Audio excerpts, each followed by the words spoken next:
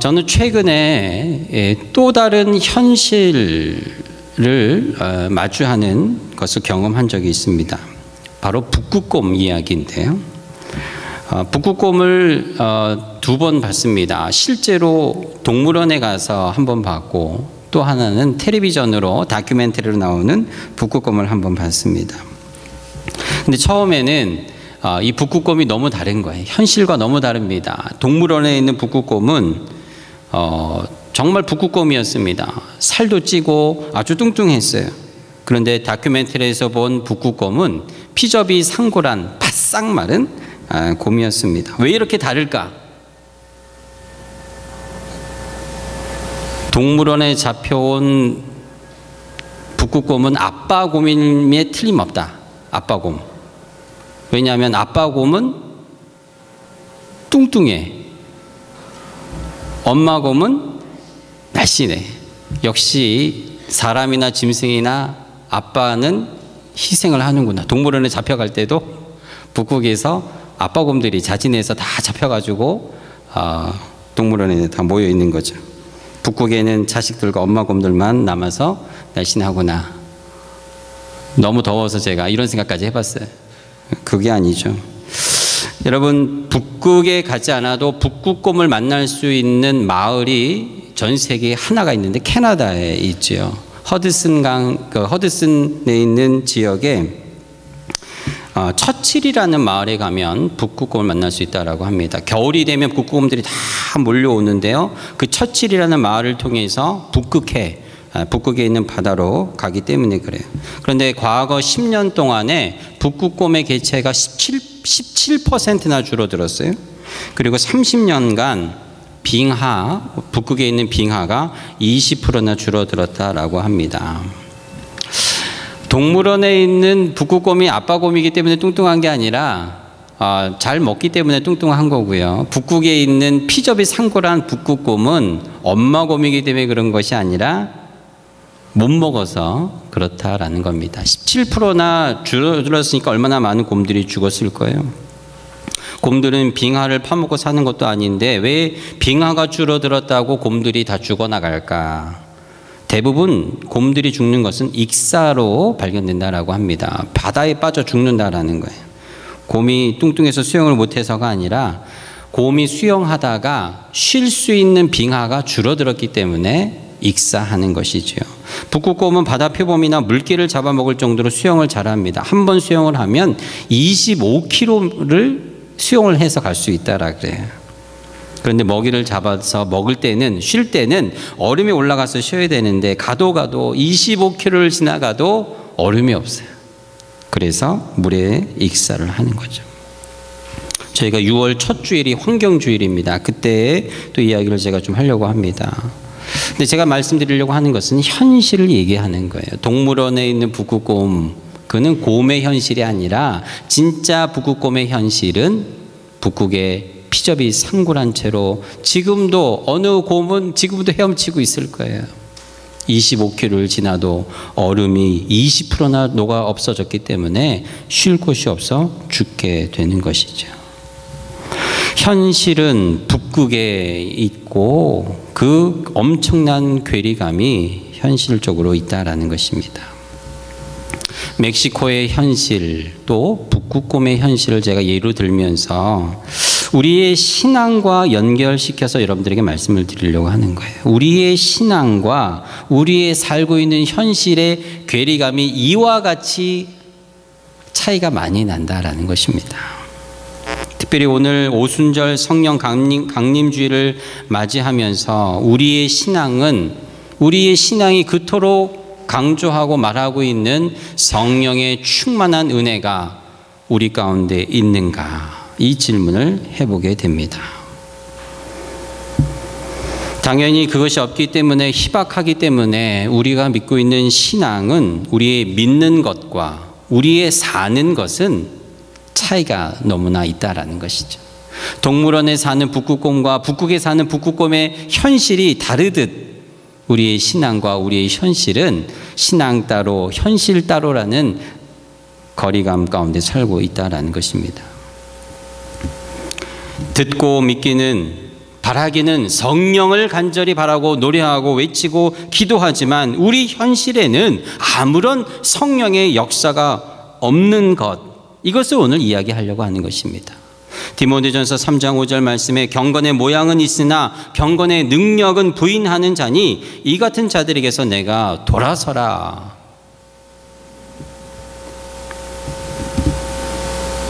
점점 교회가 문을 닫고 전 세계에 모인 사람들이 하나같이 이야기하는데요, 유럽은 이미 문을 닫은 지가 오래라고 얘기합니다. 우리가 살고 있는 캐나다, 또 우리의 조국인 한국, 또 우리 이웃 나라인 미국은 현실은 어떨까요? 줄어들면 줄어들었지 교회가 점점 부흥하고 있다는 소식을 우리는 듣기가 어렵습니다. 우리 주님 마음 캡슨 교회, 우리 교회의 분위기를 봐도, 저 스스로의 모습을 봐도 점점 우리는 경건의 모양을 갖추려고는 하나 경건의 능력을 우리가 살고 있는가라는 질문을 했을 때 우리가 그렇다라고 얘기할 수 있는 교회와 성도가 얼마나 될까? 어떻게 우리는 해야 하겠는가? 이런 질문을 할 때 어쩌면 우리는 오순절 성령 강림주일을 맞이하는 오늘 이 말씀을 통해서 주님은 다시 치열한 신앙을 회복하라라는 메시지를 우리는 듣게 되는 것입니다. 강력한 영적인 싸움과 전쟁을 피하거나 무시하지 말고 우리의 삶은, 그리스도인 성도의 현실은 영적인 전쟁터임을 우리가 다시 한번 깨닫고 우리가 주일 예배하는 이 시간 다시 영적으로 무장하고 성령의 충만함을 입어 한 주간 세상 나가 내가 치열하게 영적 전쟁을 하겠다라는 다짐이, 기도가 우리에게 필요함을 말씀하고 있는 것입니다. 오늘 우리가 읽었던 본문의 말씀 사도행전은 성령 행전이라고도 불릴 만큼 성령의 역사가 강력하게 일어나고 있습니다. 여러분, 매일 성경을 통해서 매일매일 묵상하시는 분들은 한 번쯤은 읽어봤을 겁니다.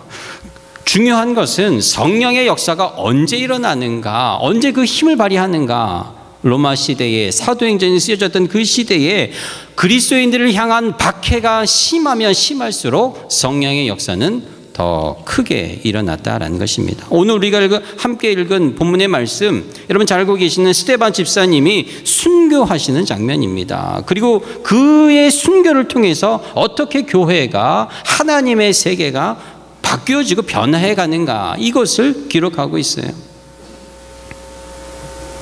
그것은 바로 신실한 성도의 삶은, 신실한 그리스도인들의 삶은 아주 치열한 신앙의 삶을 살아가고 있다. 백조가 호수에 우아하게 떠 있어도 여러분 그 물 밑에 그 백조의 발은 엄청나게 헤엄치고 있다는 사실을 물 밑을 보는 사람은 알게 되는 것이에요.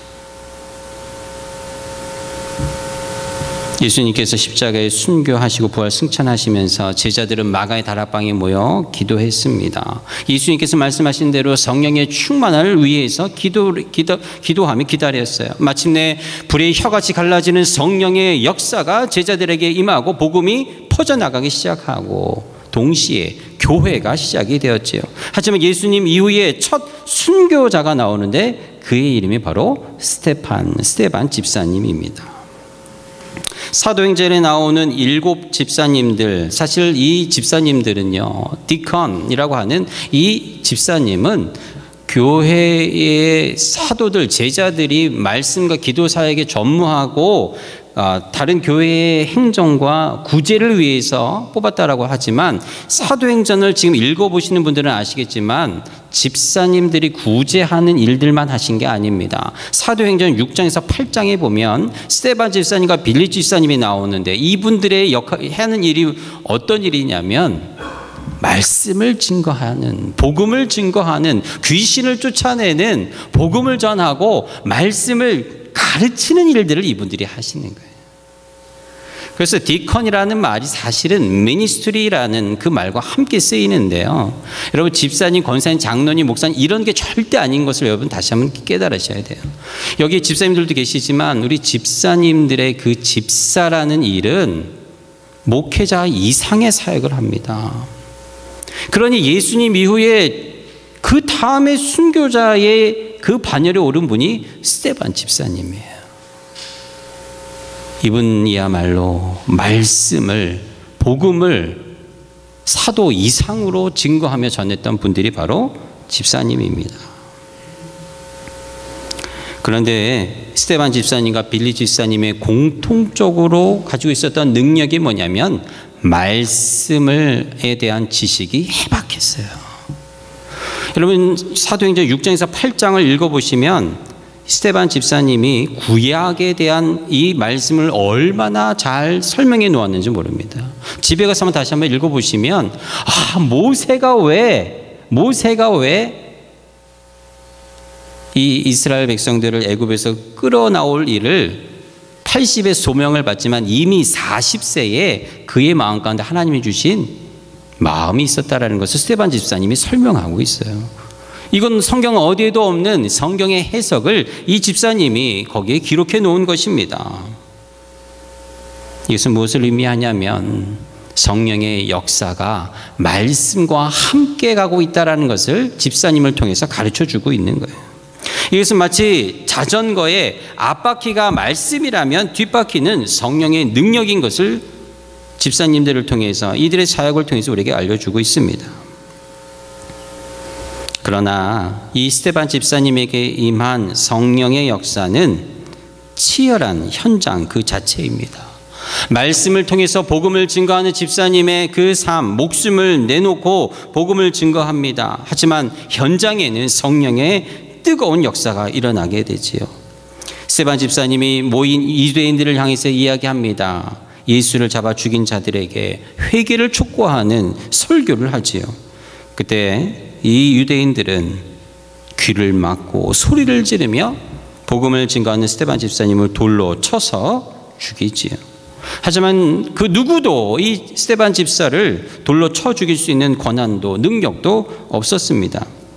하지만 그 자리에서 순교하는 그 자리에서 스데반 집사는 성령의 능력을 눈으로 보게 됩니다. 우리가 함께 읽었던 말씀 55절 말씀입니다.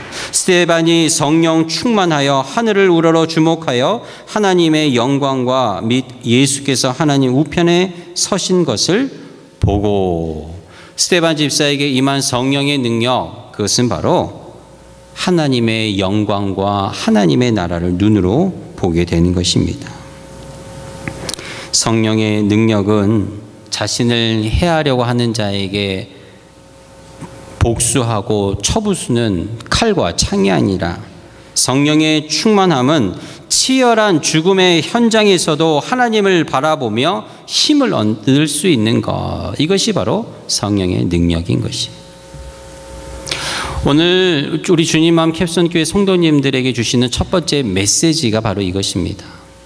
여러분, 우리가 다시 회복해야 할 치열한 신앙인의 모습은 우리가 살아가는 현장, 여러분들의 삶에서 그 삶과 그 현장, 강한 자가 약한 자를 먹고 죽이는 약육강식의 이 세상에 많은 자가 없는 자를 이끌고 가는 권세에 가득한 이 세상에 우리는 비록 질병으로 눌리고 가난함으로 눌리고 연로함과 우리의 부족함으로 눌리고 찌그러지는 삶에 우리가 치열한 전쟁터에 살아가는 우리의 삶 속에서도 성령의 능력으로 말미암아 스데반 집사님과 같이 돌로 쳐맞아 죽는 그 순간에도 하늘을 우러러 예수 그리스도를 바라볼 수 있는 그 능력이 있다는 것을 오늘 여러분들에게 말씀드리는 것입니다. 성령의 능력은 내가 살아가고 있는 치열한 현실, 그 삶의 어려움에서 벗어나게 해달라고 하나님 앞에 간구하고 그것을 바라는 것이 아니라, 성령의 능력은 죽음 앞에서도 당당하게 나를 죽이려는 자를 위하여 기도할 수 있는 것, 이것을 오늘 스데반 집사님 우리에게 가르쳐주고 있는 성령의 능력입니다. 더군다나 성령의 능력은 스데반 집사님 개인에게 머물지 않고 그가 죽어서도, 오늘 우리가 읽었던 사도행전 마지막 8장 8절 말씀에 보면 그 성 안에, 그 도시 안에 기쁨이 충만하였다라는 이 말씀을 통해서, 스데반 집사님을 통해서 온 공동체로, 온 도시로 그 기쁨이 흘러갔다라는 것을 우리에게 증언하고 있습니다. 사도행전 전체에 이 기쁨의 흐름이, 성령의 능력이 흘러갈 뿐만 아니라 신약성경 전체에, 오늘 우리가 있는 이 자리까지 그 성령의 능력과 기쁨이 흘러온 줄로 믿습니다. 오늘 오순절 성령 강림주일을 맞이해서 교회와 우리 성도님들에게 다시 한번 성령의 충만을 강조하며 우리의 삶이 치열한 만큼 우리의 신앙도 다시 우리의 야성을 회복할 수 있기를 바랍니다. 그런데 중요한 것은 우리가 사는 이 시대가 이것을 원하고 있습니다. 마귀의 전략은 교회가 이 치열한 삶의 현장에서 강력한 성령의 능력을 갖고 나가는 것을 막고 있지요. 그것이 마귀의 전략입니다. 영적인 공동체에서 점점 이제는 영적인 공동체가 아니라 심리적인, 종교적인 공동체로 마귀가 전략시키려고 하는 계획을 갖고 있는 거예요.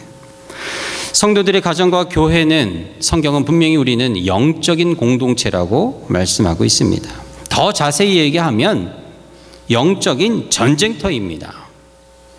그런데 이런 영적 투쟁의 현장이 점점 우리 교회와 기독교의 이러한 일들이 상담, 명상, 수련 같은 정신적인 부분으로 대체되고 있어요. 영적인 것이 정신적인, 심리적인 것으로 대체되고 있습니다. 오래됐지요. 왜 그럴까요? 일단 보기에 훨씬 더 점잖아 보입니다. 막 뜨겁게 기도하고 찬양하고 성령의 능력을 간구하는 그러한 요사스럽게 보이는 이런 행동이 아니라 과학적이고 논리적인, 심리적인, 정신분석학적인, 과학적이고 논리적인 데이터 자료가 있기 때문에 선호하고 바뀌어가고 있어요.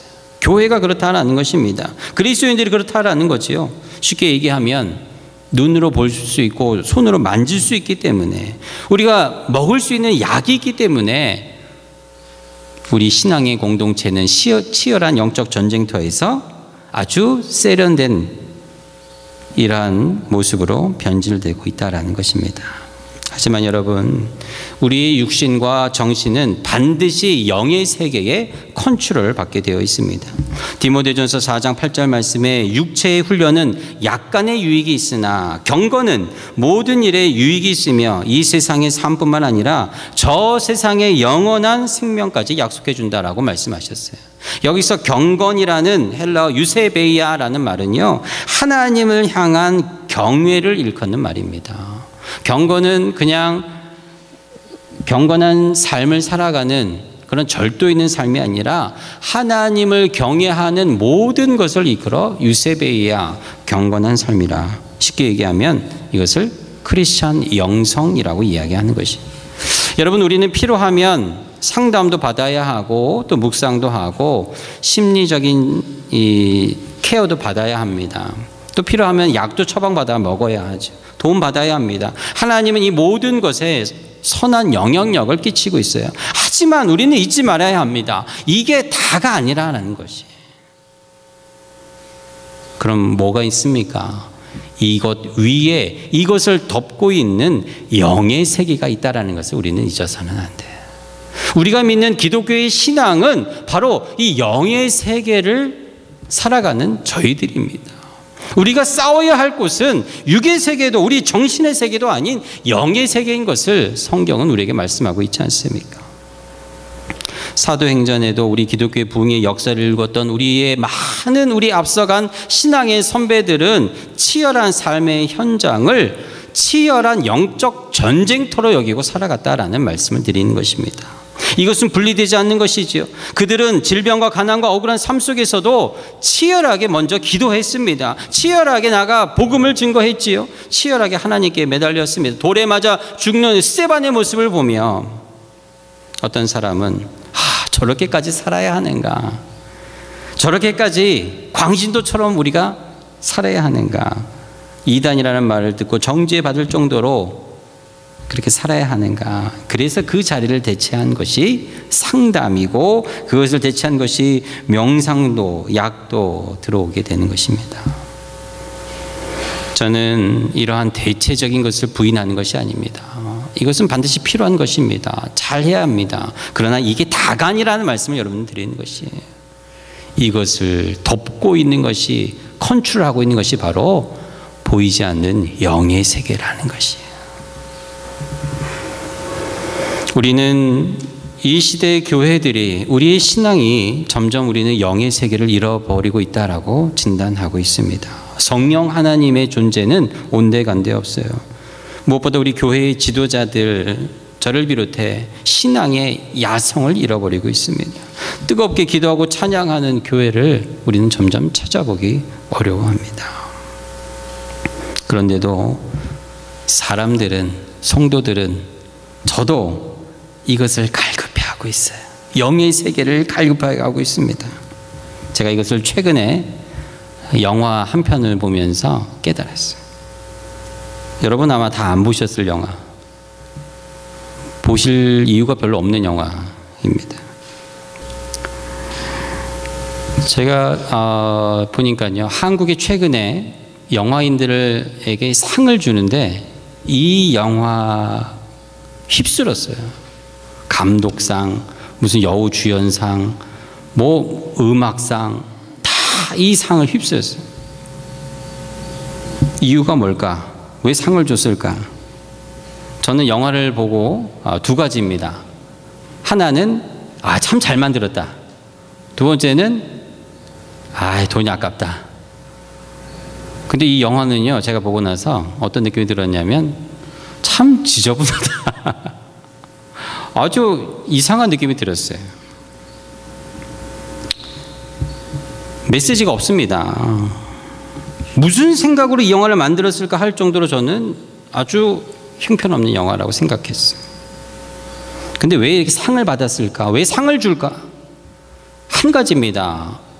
한국에서 1000만 명이 돌파가 돼요. 이 영화를 봤다라는 거예요. 관객 수가 많으면 받게 되는 거예요. 토론토에서도요, 드물게 한국 영화를 상영하는데 굉장히 오랜 동안 영화를 상영했던 영화가 바로 이 영화였어요. 근데 제가 가서 보니까 젊은 사람들이 많이 이 영화를 보고 있어요. 무당이 나와서 일본 귀신과 싸우는 영화 스토리 이게 답니다. 근데 제가 이걸 보면서 지금 사람들은 영적인 삶을 바라고 있다는 것을 하나님께서 깨닫게 해주셨어요. 하나님을 눈으로 볼 수 없는 그들은 눈으로 보이는, 귀로 들을 수 있는 영화라는 매개를 통해서 영적인 세계를 그리워하고 찾고 있다는 것을 하나님께서 깨닫게 해주셨다는 것입니다. 사랑하는 성도 여러분, 우리는 이미 영의 세계에 살고 있지만 치열한 영적 전쟁은 거부하고 있는 시대에 살아가고 있습니다. 교회 밖에 있는 세상의 사람은 그들은 본능적으로 하나님을 더더머 알기를 원하여 영적인 것을 갈구하고 있지만, 그래서 영화라도 그들의 영적인 것을 눈으로 볼 수 있는 것에 쾌감을 느끼려고 하는 그런 부분들 속에서 하나님께서 이제는 교회가 다시 영의 세계를 회복하여 영적인 것을 갈구하고 있는 이 시대를 향하여 너희들이 더듬어 알고 찾고자 하는 그 하나님이 바로 여기에 있노라, 그 주님이 여기에 있노라, 복음을 갖고 나아가야 하는 사명을 다시 한번 우리에게 주셨다는 것을 깨닫게 되는 것입니다. 그것이 교회뿐만 아니라 오늘 스데반 선교사님의 순교를 통하여 그 복음의 능력과 기쁨이 온 성 안에 두루두루 흘러가 가득했던 것처럼 이제는 우리 교회가, 우리 성도들이 치열한 우리의 삶 속에 치열한 영의 세계를 우리가 가지고 나가 세상 사람들이 동경하는 영화에 나오는 귀신에게 떨고 비는 우리가 아니라 우리는 하나님의 존귀한 자녀이고, 존귀한 자녀가 그리스도의 복음을 들고 성령의 능력을 입고 나아갈 때 귀신들은 떨며 소리치르고 떠나가는 능력이 하나님이 우리와 함께하고 있음을 알려야 하는 것입니다.